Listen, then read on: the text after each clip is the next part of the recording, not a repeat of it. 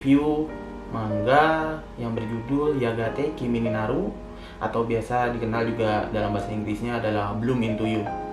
Oke, pertama ini adalah Yuri manga, jadi bisa dibilang hampir gak mungkin bisa terbit di Indonesia.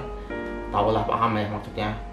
Enggak, mungkin nggak kalau yang belum terlalu mengerti istilah Jepang itu, Yuri itu biasanya tentang girls love, atau biasa intinya tuh ya kalau di kita tuh sebutnya lesbian lah. Jadi makanya hampir gak mungkin untuk terbit di Indonesia.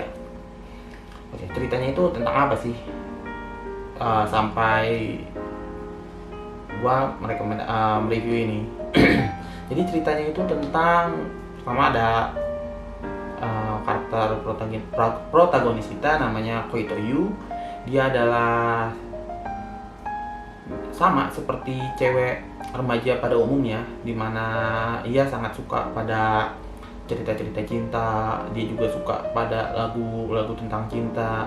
Dia juga ingin itu ibaratnya merasakan dan mengalami kisah cinta juga dalam hidupnya. Lalu pada suatu hari ia ketika kelulusan SMP itu ibaratnya ada ditembak lah gitu sama teman cowok SMP-nya, teman sekelasnya ya, yang menyatakan cinta kepada dia dan mengajak pacaran. Ia tidak bisa menjawab karena hatinya itu tidak berdebar-debar seperti yang ia bayangkan kalau misalnya kejadian pada diri dia. Akhirnya karena tidak berdebar-debar, ya ibaratnya digantung lah gitu, nggak dikasih jawaban si cowoknya itu. Lalu dia masuk SMA. Ketika masuk SMA itu ya seperti menyatakan bahwa dia tuh nggak bisa jatuh cinta gitu. Lalu ketika SMA itu ia melihat ada ketua OSISnya yang bernama Nanami Toko sedang menolak cowok yang menyatakan cinta kepada dia. Akhirnya ia menanyakan kepada ketua OSIS itu, kakak kelasnya, kepada Toko. Ia menanyakan bagaimana caranya menolak cowok gitulah ibaratnya. Lalu setelah menanyakan, ia akhirnya menghubungi teman cowok waktu SMP itu, dan akhirnya ia memberi jawaban kalau dia tuh nggak bisa gitu untuk pacaran sama dia. Ibaratnya ditolak. Setelah ditolak, malah ketua OSISnya, kakak kelasnya yang ibaratnya menyatakan cinta kepada Yu. Awalnya Yu bingung, kenapa kakak kelasnya tiba-tiba langsung menyatakan cinta. Lalu ia setelah kebingungan, ia merasa hatinya berdebar-debar seperti yang diharapkannya gitu. Dan akhirnya ia menerima, dan akhirnya mereka berpacaran, mereka berdua. Nah, bisa inti dari ceritanya itu ya memang tentang mereka berdua itu, Nanami Toko dan Koito Yu. Ini fokusnya ya memang tentang kisah cinta mereka, dan mereka sebagai main couple bisa dibilang sangat solid, terutama dalam pengkarakterannya mereka. Mereka bukan sekedar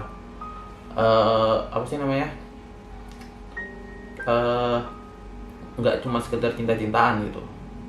Ada pengkarakteran yang solid, terus juga karakter developmentnya, mereka ada karakter yang dinamis gitu, nggak sekedar begitu-gitu aja, karakternya nggak berubah. Dan perubahan dari karakternya itu sangat bagus, sangat natural, sehingga kita bisa mengikutinya tanpa komplain gitu. Kita benar-benar enjoy dalam membacanya. Dan pengkarakterannya juga bukan cuma fokus ke mereka sebagai karakter utama. Ada beberapa karakter pembantu yang memiliki kualitas pengkarakteran yang bisa dibilang hampir setara dengan pemeran utama kita ini. Yang gue nggak bisa ceritain di sini karena nanti bisa menjadi spoiler gitu. Lalu cerita ini juga bukan sekedar ibaratnya cuma cinta-cintaan gitu tentang mereka. happy atau berantem, enggak cuma itu. Karena kalau menurut gue ini cerita lebih ke apa sih namanya, perjalanan hidup gitu dalam mencari jati diri. Ya namanya juga kan anak remaja gitu dalam mencari jati dirinya. Dan ini juga banyak isu yang dibicarakan seperti isu menerima diri kita seperti apa, lalu juga isu tentang kesepian, ya kita yang merasa sepi, lalu juga tentang isu yang paling utama adalah arti cinta itu apa gitu. Ya seperti, karena ini kan dari You itu dia nggak bisa ya, itu namanya dia bilang dia nggak bisa gitu merasakan cinta, dia nggak bisa jatuh cinta intinya.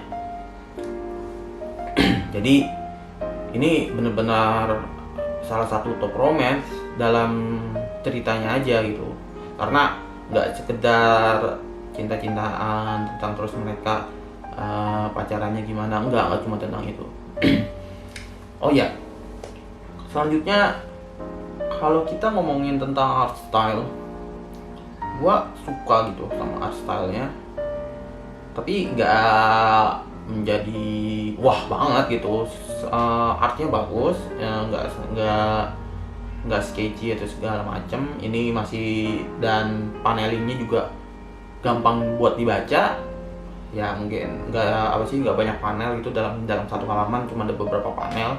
Dan ada beberapa, mungkin kalau udah pernah baca manga itu kita yang 2 halaman gitu yang gua rasa sangat spektakuler gitu. Gua sampai bilang wah gitu, ini bagus banget gitu, ada impactnya dalam waktu gua membaca itu. Oh ya, dan yang paling penting itu gue sampai bingung sih, itu adalah ketika intimate momennya mereka itu ya, intimate moment, paham lah maksud gue, itu sangat bergairah, sangat hot lah intinya. Gue nggak paham lagi dah. Gue banyak baca manga yang hampir semua genre udah gue coba, dan termasuk juga genre ecchi yang sedikit ya nggak dicari sendiri aja apa itu artinya ecchi. Dan gue rasa ini Yagateki Mininaro itu adalah salah satu manga yang sangat hot gitu saat membacanya.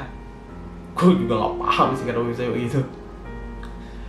Padahal ya bisa dibilang gue nggak terlalu enjoy gitu dalam baca dalam cerita yang LGBT. Ini mungkin salah satu cerita LGBT favorit gue. Nah itu.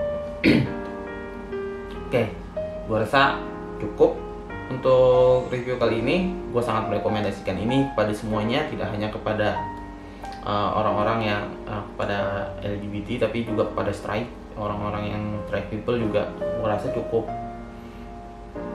harus baca juga, karena cerita ini lebih ke ini sih, mencari jati diri kita kan.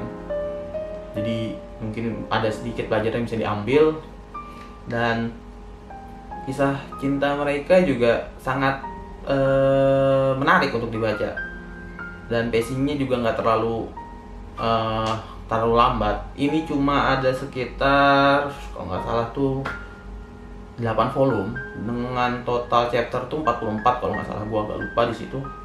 Jadi 8 volume itu ya nggak lama lah kalau lu baca. Kira-kira gua baca dulu nggak nyampe 4 jam, bisa lah dicicil sehari. Waktu lagi weekend itu baca, waktu weekend bisa lah ini. Jadi gue sangat merekomendasikan pada siapapun ini yang lagi menonton. Untuk skor dari gue 9 dari 10. Ini salah satu manga favorit gue, salah satu romance manga one of the best lah yang ada, yang sampai saat ini udah gue baca. Oke, sekian, terima kasih. Jangan lupa like jika suka sama video ini, dan juga di share, dan silakan di subscribe jika masih ingin menonton video review selanjutnya. Mungkin kalau ada manga yang ingin review sama gue sebelum kalian baca, bisa ditulis di kolom komentar. Nanti gue baca dan akan gue review. Sekian, terima kasih.